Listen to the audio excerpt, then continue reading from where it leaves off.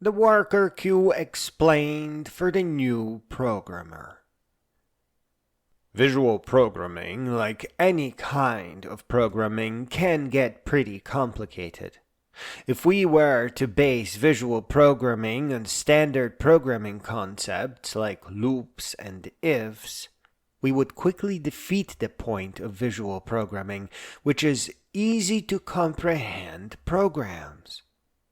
Low-level constructs are useful to get things started, maybe, but far too primitive to use in creation of large visual programs. Furthermore, there's a bit of a problem, because computers have multiple CPUs or CPU cores. So from the get-go, we have to write programs with parts that may run at the same time. How in the world can you manage such a feat?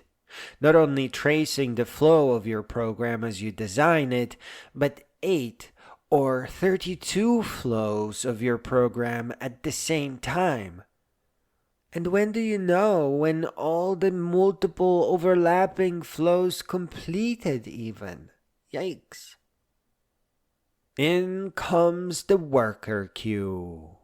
It is a database of things that need to get done.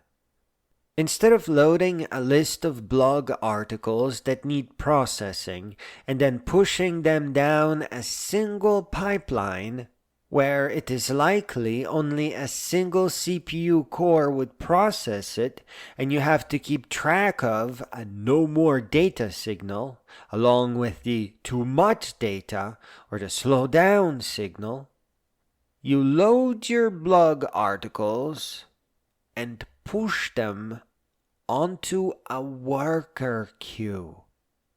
In visual programming, that would mean you connect your JSON feed, where your blog articles are, to a worker queue box. Pretty much a single swipe of a mouse.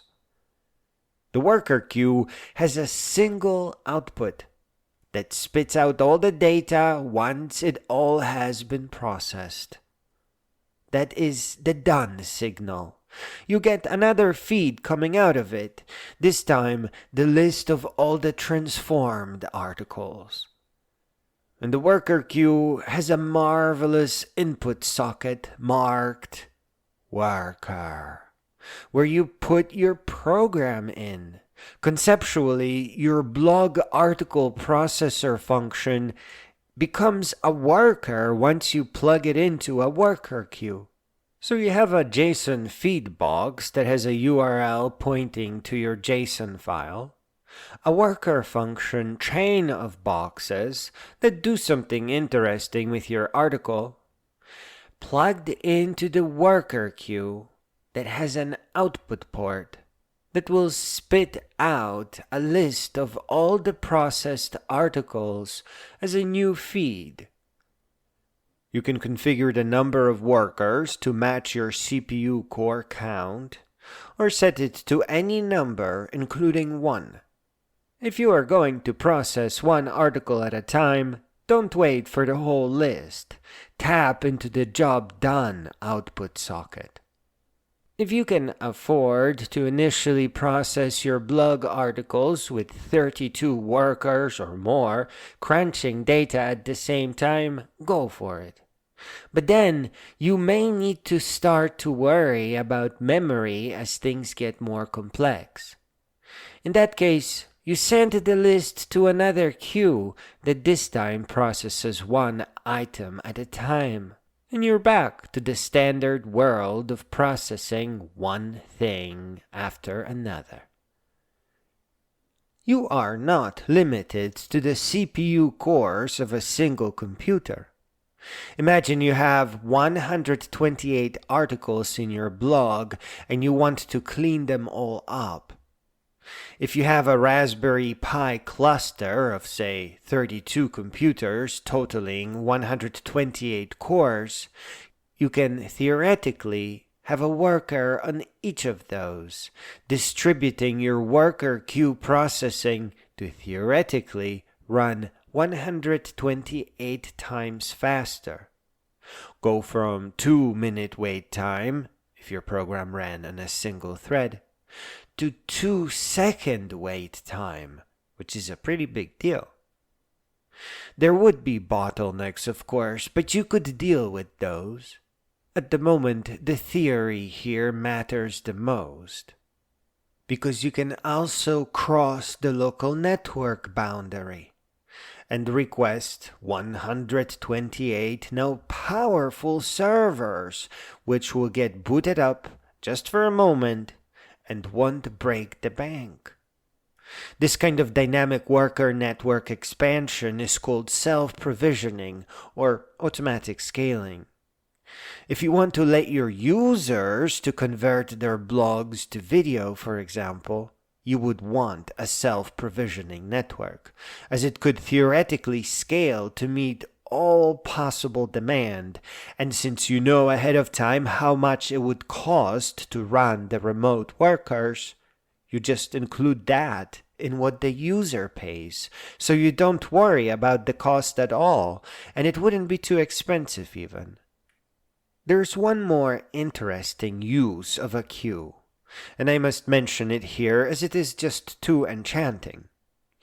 If, for example, you needed 128 cooking recipes with some strained but interesting background stories, you could put that in a queue and create a worker that posts a bounty somewhere. And the lady comes in, shares her recipe, gets paid, and your worker marks that job as solved. So here, the CPU is replaced with a human being. Later, you can send the job to another queue that now verifies quality, perhaps even with the use of AI this time. These functions that comprise a worker do present a challenge to the novice programmer. But this is a solved problem, and Apple Automator is a neat example of that. It is just a comprehensive library of easy-to-understand actions with some options that you configure. Automator is a visual programming language. Here, the designers chose to only allow for 2 ports, input and output. And rather than lines connecting everything, the UI designers created the idea of blocks that simply go on top of each other. For the sake of completion, the application framework that wraps these feeds, queues, and workers or automations is event-based. I once called event-based programming thought programming. So you just emit events such as load initial JSON feed, program complete, save the result. And then you set up listeners that hear those events and respond with more actions, such as load from URL or save to disk. So visual programming done right does not bother you with ifs and loops. It brings out the elite, the exclusive, the luxury patterns that guide your hand. It is of some note that the more luxurious the pattern, the uglier it is in standard non-visual code. It is just hard to track everything, as there are no shortcuts here, and you are operating a virtual machine. But once you move up to the higher generation of a programming language, then it is just a couple of boxes, and the hard-to-imagine machine becomes visualized.